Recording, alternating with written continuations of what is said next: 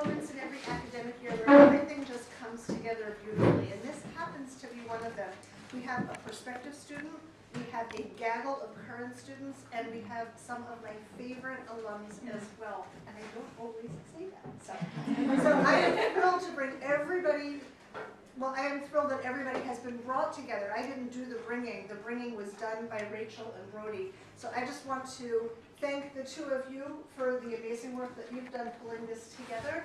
And I am so excited to introduce our 4 alums who have either been through the IE program or who were SLM students working in IE.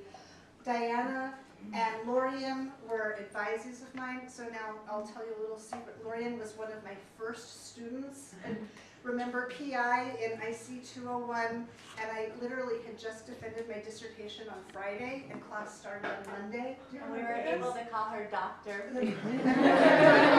Word for word.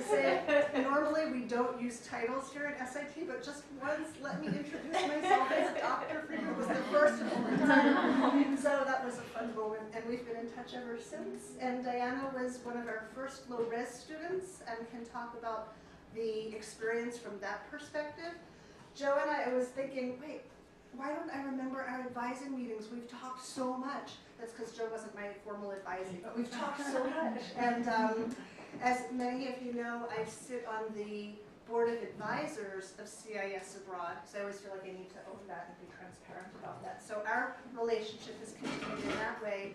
And Susie Bellici at Marlborough has worked really hard in the field of international education in the nexus between conflict transformation and peace building and international education, and now is working hard with our dean, Daniel Yalowitz, to build a really wonderful relationship between Marlborough and S.I.T. So this is what, your second time in 8 days here on campus again? So it's just a great mixture of different kinds of educational experiences. So with that, welcome back to campus to the 4 of you, and thank you again, Brody and Rachel, and I'm going to go have some more. Well, thank you all for taking the time to come here on your free time.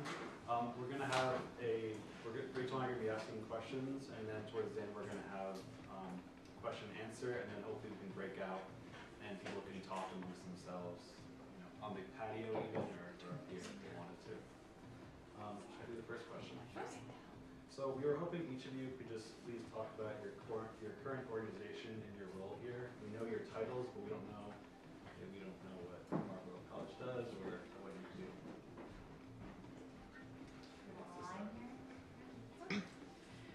So I'm the Associate Director for World Studies at Marlborough College. And Marlborough College is, how many of you have heard of Marlborough College? Wow. It's small, so I'm it for the department. So I work with international students, I work with study abroad, I work with the curriculum, internationalizing the curriculum on campus. I bring guest speakers for global perspective enhancement on campus. I liaise with other universities, and I do the global partnerships with universities that are abroad so that we can do exchanges. That's about it. You don't want longer answers than that, do you? We don't really have a set parameters. We're just going to kind of see how. Yeah. I mean, we have questions written down, but maybe there's another one that'll come out. Sure. So my name is Lauren Romita. I'm the Director of Education Abroad at Babson College. Anyone heard of Babson College? Yeah? Okay, so I'm actually new to my position. I've only been there 3 months. We are a entrepreneurial business school. That is our focus, although we do offer liberal arts courses as well, and all of our students are required to take a liberal arts as part of their business degree. And so I oversee all education abroad, which is, you know, the semester and academic year programs. I'm actually part of a larger umbrella office called the Glavin Office of Multicultural and International Education. So we've brought international student services, multicultural programming, education abroad, and then the other arm of education abroad is electives abroad for the short-term faculty-led travel courses. So my name's Diana, and I'm the Director of Global Roots. And in recent years, I've also been the Director of Staffing and Marketing at Global Roots. 2 years we've gone from 5 staff members to 1. So the organization went through a huge change in the last couple of years, and it got reabsorbed by its old parent company that it had previously broken off of, and so now we're back together with the old parent company, but as Global Roots exists, there's actually only me and a couple part-time employees who do very part-time work. We run study abroad programs in the summertime for high school students, and then we also run gap year semesters and a few custom programs for high schools and families and gap year students. So I do a little bit of everything from admissions to program development to staffing, you name it. Hi everybody, I'm Joe DeBeck. I'm with CIS Abroad. CIS is based down in Northampton, Massachusetts, just about an hour south of here. And I work with the programs team. The programs team is one of a few teams at CIS Abroad. We have a finance team. It's made up of 2 individuals and a university relations and marketing team that is now a dozen strong, I think. We have a customized programs team. One of our customized programs team members is amongst you today, Ms. Claire. She's a prospective student here.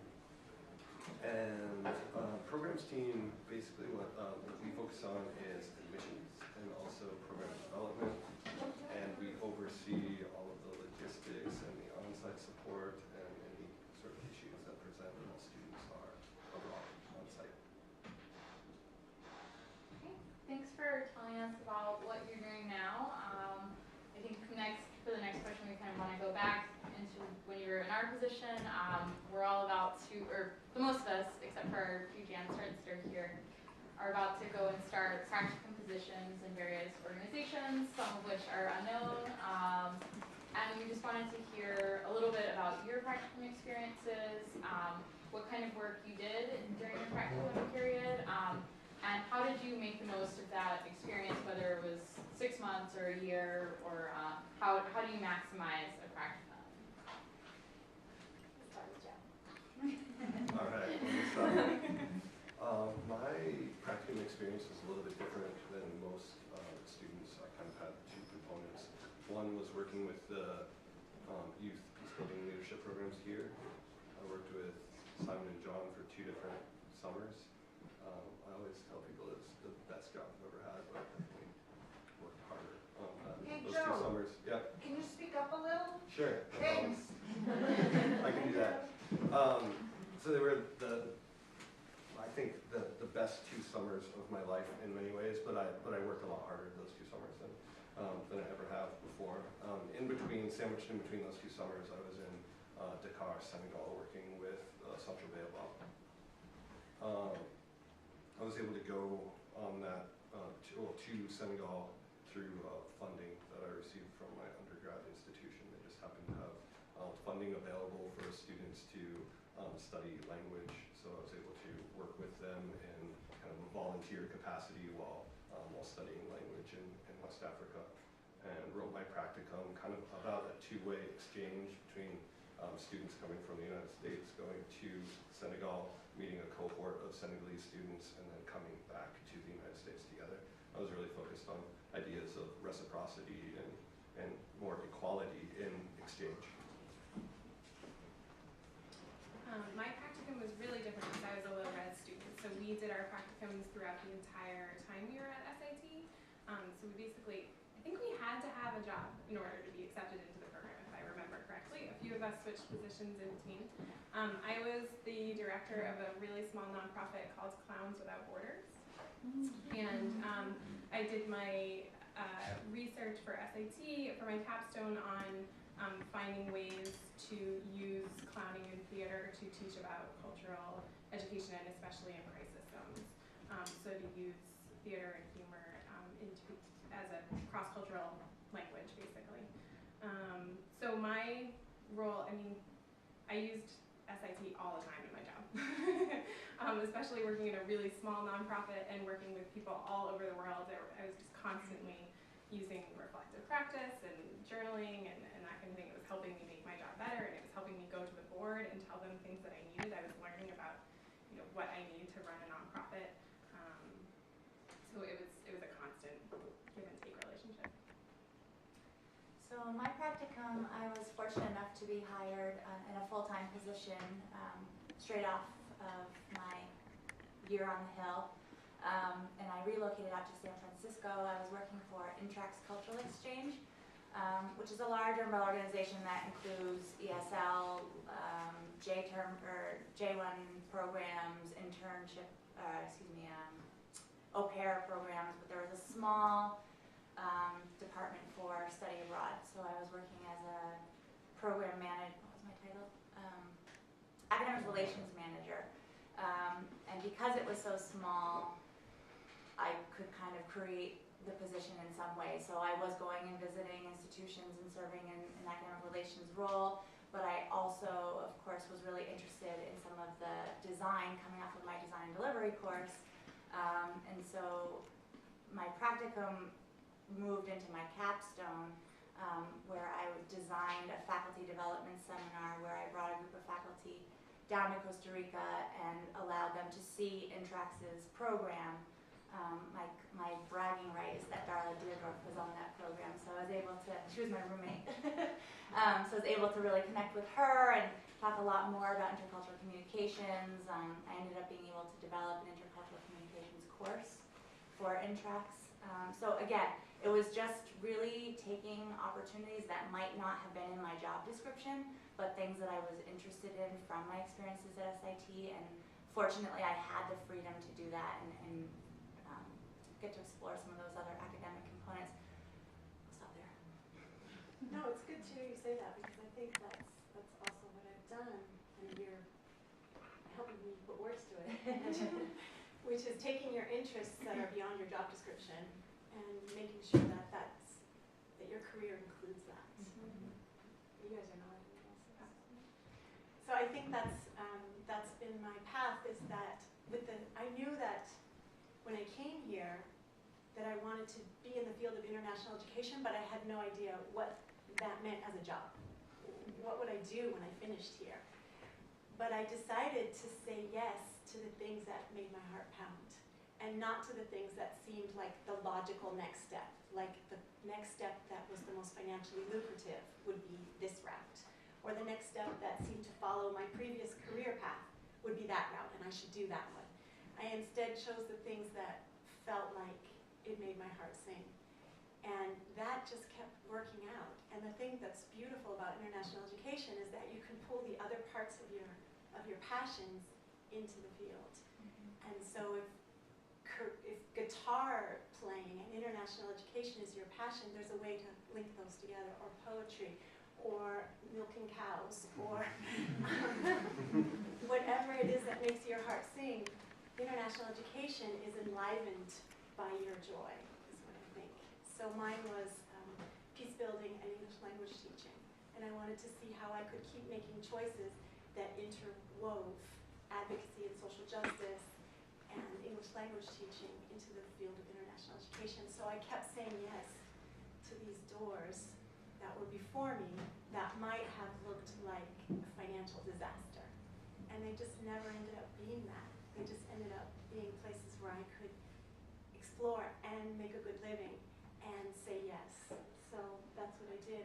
With my practicum, I wanted to study values awareness. I wanted to study what makes us follow our path, what makes us not, what makes us check within, and then choose something that is actually quite foreign to our own hearts, and what makes us check within and say, I'm going to do that. So I studied values awareness by studying this institution. So I worked here as the ombudsperson, which was the liaison between the students, the faculty, and the staff. And it was a position that was created by students to address some of the problems of the institution. And it felt good to be in advocacy and social justice and in this place that I respect and love so much. And study what makes the staff make decisions about values, what makes the students make decisions about following their values, and what makes the administration follow their values. And after my practicum, I just said yes to other opportunities that involved peace building, and I teach here in the contact program. How many of you have heard of the contact program? So I've been teaching in that for 15 years, and I was able to combine peace building and English language teaching in Bosnia and Kosovo and Palestine and Israel and Northern Ireland and other Nepal and Sri Lanka by saying, I don't know how I'm going to get paid, but I think I'm going to do it. And I just kept getting paid. Well, that's the dream. Thank you for your answers. Kind of going into what Susie had just said, how did you transition from your practicum into a full-time? Because the thing that's on a lot of students' minds, something on their mind, maybe positive or negative. And like, did you do anything special through that transition? For Susie, it might be saying yes, even not thinking about it, and just saying yes to what feels right. Any of you guys have any ideas about that? I can tell first if you want. I've had an interesting. I graduated in 2010, summer of 2010, and I was working for Clowns Without Borders at the time, and it had 9 branches around the world, and I was running the U.S. branch, and we were incredibly underfunded. We had very small staff, and Americans don't like clowns, and so it was like running uphill backwards with like on point shoes or something. It was so difficult. So I made the really hard decision actually right when I graduated to kind of start looking for other things, and just decided that I had poured my heart and soul into this organization because of passion, and I managed to tie IE into it, but decided that maybe I should start looking elsewhere, and I was slowly starting to look, and then something came to me, and that was Global Roots, and that was a risk because I had actually worked for Global Roots' partner in the past before I had come to S.I.T, and so I was scared that was going to be taking a step backwards because I was going into a job I had already been in, and it was actually even more of a specialized position, and I wasn't sure that that was the right thing, and so turned out it wasn't the right thing, and I worked there for a year and then I left. And I actually last year took the year off to really figure out what was it that I was going to do, and I'm back at Global Roots. So I think that sometimes you do have to say yes, and you make those mistakes, and then somehow things open up and change, and it works out for you. But there isn't necessarily, I applied at Babson, and like I went through different iterations of thinking like I need to be in this part of the IE world, like I need to work at a college and I need to wear a suit every day, and then I went into no, I'm going to go volunteer in India, and I went and I did that, and I went and I volunteered in India, and I went on different ends of the spectrum, and I actually found I was using IE a lot, and I was working at a garden nursery last summer, and the staff, nobody spoke English, so it was amazing. I was working, in this very intercultural world, and was able to apply a lot of things there. But now I'm back at Global Roots, and I think I learned a lot from taking that year off and refiguring things out. I think because my practicum also was my capstone, I don't know if I have a lot to share about that, but I was having this conversation earlier today about the opportunities that have unfolded for me are not necessarily, again, it's back to that, not necessarily because of the job that I did during the day, but as much more from the volunteer initiatives that I did in getting involved in the field at large. So I wasn't getting paid for it, but co-chairing Lessons from Abroad, which is a California returnee conference, or chairing a professional association in California. These different volunteer initiatives that allowed me to grow my network that then was, carved my way. So, and I think that your practicum can be a piece of what you're doing during that 6 months, but also looking at how you can volunteer your time to get your name out there and get more exposure is going to be beneficial for sure in moving into a full-time position. Coming to S.I.T, I thought that I would study here on campus and then head abroad and work in the capacity of a site director. That really excited me, but I fell in love while here in Vermont, and realized that my future was going to be closer to here. Partner got an amazing job at Hampshire College, and so started settling into life in the Valley. And then practicum led me abroad again for a period of time, and I realized that home would be here, and I needed to be here, and my heart was really here, and that was a big surprise, a big shock to me. I hadn't anticipated that, and a a lot of what I took out of my class experience here was really fueling this career that I thought I was developing abroad, but opportunities presented, and the S.I.T network really is strong in the Valley, and was hanging out at a bar that is no longer there in Northampton called Paradise, and it was an Ed Abroad in the Valley get-together. I'm not sure if you guys have heard of like those get-togethers that Eric Worth does. Eric Worth from S.I.T Study Abroad gets a bunch of people together once a month, and was sitting there with Yves Marceau from Elder Hostel, Rhodes Scholar, and he said, "Oh, we're hiring. You want a job? You can start next week." Or he said, I think he said, "You have to come in for an interview, then you can start next week." So I started the following week, and that led to an interesting year. I learned a tremendous amount, and was able to move from there to the job at CIS Abroad, and I love it. I get to walk to work with my puppy, and he hangs out under my desk, and I work with a really interesting group of people in an organization that is very fast-paced. We've doubled in size in the 2.5 years that I've been there, and I'm still learning a lot, putting all of the lessons that I've learned here to use, especially as a director. A lot of it involves teamwork, communication, leadership, just knowing my voice and helping other people to exercise theirs. Well, that's great to hear, and you've actually sort of anticipated one of our other questions, which was about, we've heard about your work with Sunset Porters, and Lorian, you talked about how this volunteer work that you did outside really helped you transition into your careers, but I was wondering if all of you could speak about the sort of additional opportunities that helped you. What did they look like? How did you find them? How did you sort of make those work for you? And just how they've helped you in your career?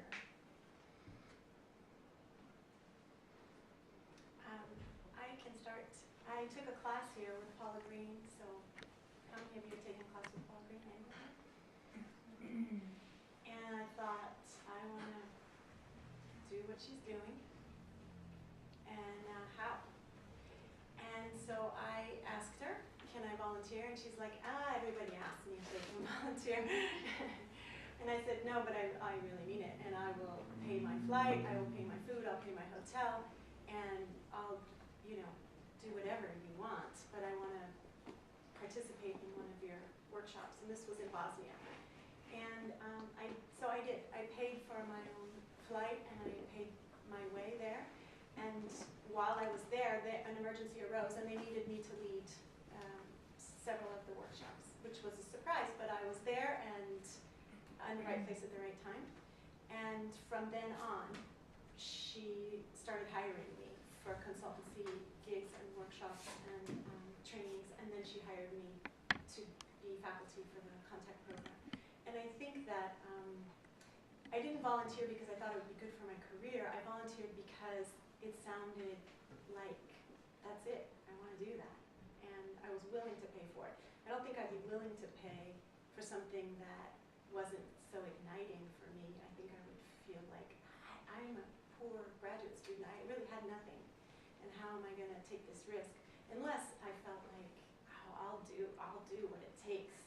So I'm a big believer in volunteer work, and I have since done other kinds of volunteer work that I felt I could put on my resume. And I didn't distinguish my volunteer work from my paid work on my resume. I don't know if you're not supposed to do that, or I don't know if any of you know the rules.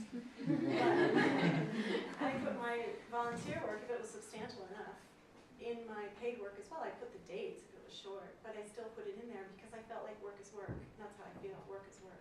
And other people, I think, felt that when they hired me, that, I volunteered to be a human rights observer and an elections monitor in Sri Lanka.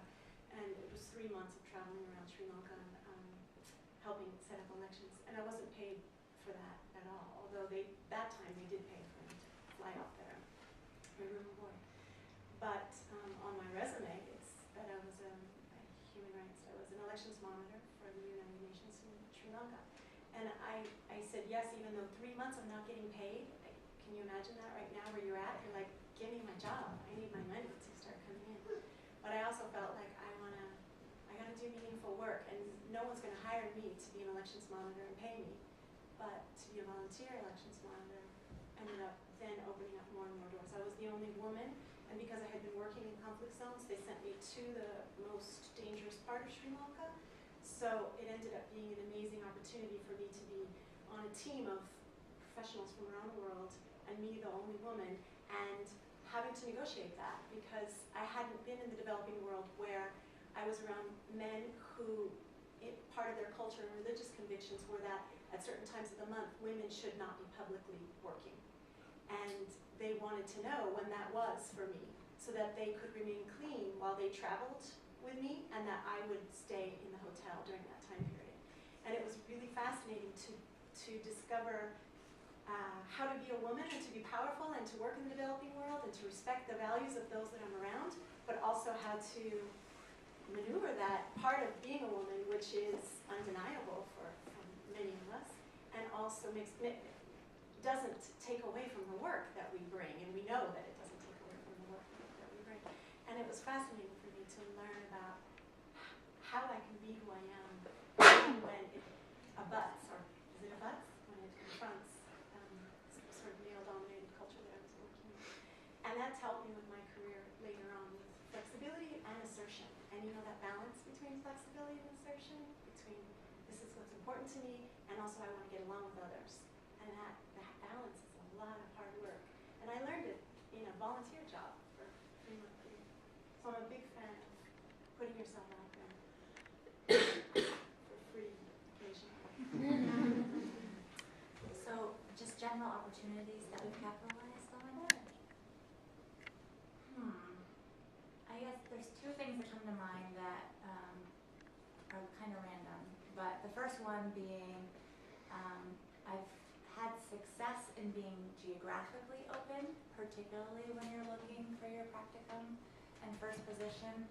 I know that not everybody can do that, but I would encourage you, if you can be open to kind of international opportunities from Georgia all the way to Qatar, because there might be something that presents itself that you wouldn't look at necessarily because you're thinking about how you want your life to be set up, but it might be just the right thing that you needed to move you in the direction. I did a lot of long distance with my, Sora knows this, a lot of long distance with my now husband, who was my boyfriend at the time, for different opportunities that we both had to grow as professionals. And then the other piece is, I think it's so stressful at this time, I know it is, and you feel like you have to make the right choices, and I don't think there are right choices, and I think wrong, as you said, I think wrong choices also are right choices. So I was really nervous about taking a position with a program provider because I was really interested in being on in the academic world and in higher education, but look where it brought me. My position prior to Babson, I was working, overseeing both study abroad and international students, but it turned into a lot of CVIS and immigration, which, it has its challenges, but I had a lot. I don't want to paint that in a negative light, but it's a very technical field, and so did I love it? Not necessarily, but I learned so much from that, and I know I'll use that down the road for if I ever want to be dean of international education. Now I have both under my belt. So I don't know if that's necessarily answering the question, but I just think there's so much anxiety about making the right choice right now in this stage of your studenthood, and if you can give yourself some breathing room, you're not going to make the wrong decision. I echo everything that you say, and I think I also echo both what Joe said and what you said, Lauren, about listening to your heart and when you need to stay home and when you also can open up the world. I mean, Sora knows too. I mean, I was living in California for my partner, and now I'm back to Boston for him. And you do different things for your personal life, and that definitely does steer your career in some ways. And was one of the reasons I left Global Roots. I was commuting 2.5 hours every single day, and was spending 3 nights a week with old friends that I hadn't seen in 5 years, and that was wonderful. Making new connections with people, but there's only so long you can commute that much. I I think also just being really open to talking to people, and I think both of you have said that, is, and be willing to take risks. So I'm not a clown, but I worked for an organization called Clowns Without Borders, and I think I've said that phrase a million times. But what I got to do is I got to go to Haiti, and I got to go to India, and I got to work with Plan International and UNICEF and UNHCR, and I got to work with all these people who are doing real crisis work. And we were called up 3 weeks after the earthquake that happened in Haiti in January 2010, and like that was really exciting. Suddenly we were being seen as real crisis intervention workers, and so taking a risk, even if it's not exactly where you think you see yourself. So right now I'm managing programs from Nepal to Costa Rica to Peru, and South Africa and Tanzania, and I actually don't speak Spanish fluently or Swahili fluently, so I find the right people and surround myself by them, and make sure that you can find the resources that you need when you have it, but not necessarily boxing myself into, oh, I can't manage a program in Peru because I don't speak Spanish. So making sure to just keep yourself open to opportunities, I think, is key. And taking wrong turns. I think that is a huge growing point for me. When I look at resumes now, what really stands out to me is people who have had a diversity of experiences. People who've worked with several different organizations, even if it's for a couple months here and there. Sorry, can you hear me? All right. If you're working with a few different organizations, you're going to learn a little bit about each of those, and you're going to be able to draw from the strengths that you see, and you're also going to know how to steer whatever organization you end up in away from some of the things that you didn't like that you saw. And I really appreciate that when I see someone who has put themselves out there, who has worked in totally different environments. It doesn't look to me like dabbling, especially when people can really talk about the learning that they've been able to take from each and every job that they had. And that's worked well for me too. When I was coming out of work here with Simon and John and working with Elder Hostel and Rhodes Scholar, I knew that it wasn't exactly what I wanted to do, so I got a job here at S.I.T. I was working in the graduate admissions office and calling people. I might have called some of you guys actually right around that time. And the folks on the Hill said, do you want to go to NAFSA in Vancouver and represent S.I.T.? And I jumped at the opportunity, and it was in Vancouver that a former PIM, Sarah Heminger, who was 64 maybe, came up to me and said, leaving my job, I'm going to a directorship at Springfield College. You want to work for CIS? And that's how I ended up with my job. So it's really about like networking, putting yourself out there, getting a lot of experience, and making sure that you're learning from it. I think, especially when starting out in the field, there can be some jobs where you're doing some work that maybe you feel overqualified for, and you probably are overqualified for it, but if you can really stay positive and focused on what you're learning, what you're getting out of it, and look at the bigger picture, then you'll be able to learn a lot from that, take it and make it your own, and shift as you go throughout your career. Can I add something? Yeah, I was going to say we can continue on this. Be really honest with people too, because the IE world is really small. And so one of the things, like I left my job at Global Roots, but I stayed very much in touch with my former boss. And he knew that I was unhappy and wasn't able to find the right position, and that I had been looking for all these jobs, and he knew that I was on this like search for the perfect position. And so he's the one who, I wasn't thinking I would ever go back to Global Roots, but he called me up and he said, hey, we're going through this huge transition. You worked for both companies. Would you consider coming back? And I actually had been very open with the other people who were the people who were buying Global Roots. So, when you put yourself out there in that kind of vulnerable position to say, hey, I am looking, or this is what I really want to do, but I'm in this position currently right now. I'm learning a lot from this position currently, but I'd like to get here someday. That hopefully somebody will kind of seek you out and say, come on. Like you were hired as a consultant after you begged. Yeah. It's okay to be vulnerable, I think. Does anyone else have any comments on that? On being open or being vulnerable? We can move on. I think some students might bring that up in the question. Who knows? It'll be up to them. So first probably question is, how do you stay engaged with academic or the research aspect of the field?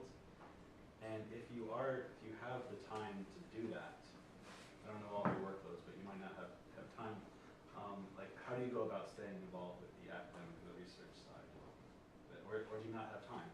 How does it play out in your individual situation? I get the International Educator every month from NASA, and I never read it. And I actually assigned an article from it that looked good to my students, and didn't even read the article because I felt too busy. Like, I skimmed it and thought, oh yeah, this is going to be good, and then gave it to my students and learned from my students how good the article actually was. I did go back and read it only because they made it sound really good, but I don't make the time to research my field. I read CVIS updates.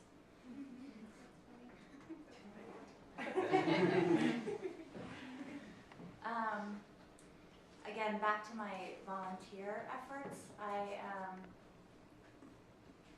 this is obviously something that I really love in my own professional world, but I've served, right now I'm serving as a co-chair for the Forum on Education Abroad's best practices, specifically a working group dedicated to returnee services.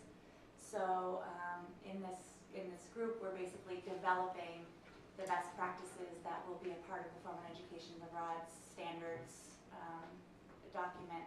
And so with those types of opportunities, I'm able to contribute and stay connected academically to some of the, being innovative and adding to the field. I think that is something that I'm really fueled to do, because I think it is hard to remember to do that in your daily busy life. So I can do it in other ways. I can give it back to the